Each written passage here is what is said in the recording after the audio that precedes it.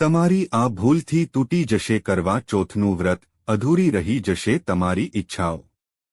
જાણો શું કરશો અને શું નહીં. કરવા ચોથનું વ્રત અનેક નિયમોનું પાલન કરીને કરવામાં આવે છે.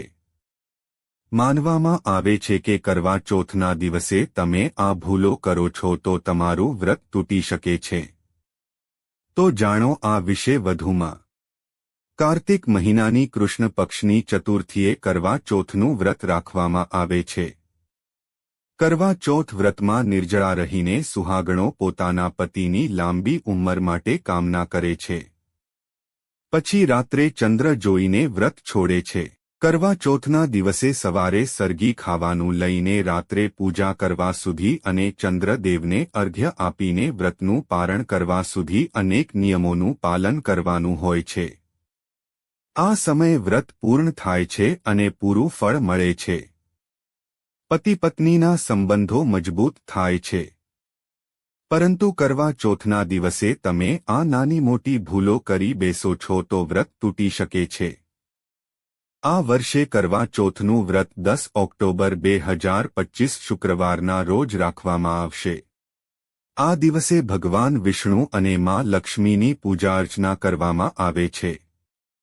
આ સાથે ચોથ માતાની પૂજા કરવામાં આવે છે.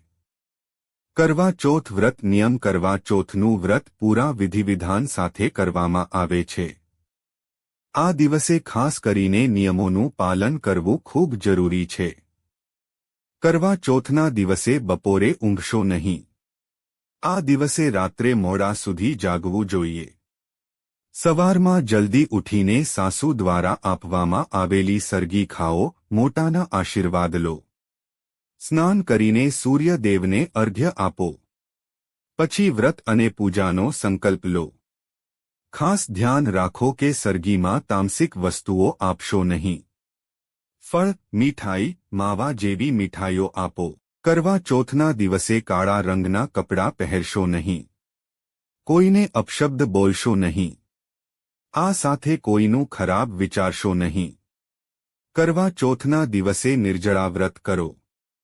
ગર્ભવતી તેમજ બીમાર મહિલાઓ ફળાહાર કરી શકે છે. પછી સાંજના સમયે વિધિવિધાનથી પૂજા કરો. કરવા ચોથની પૂજામાં ફળ, મીઠાઈનો ભોગ ધરાવો.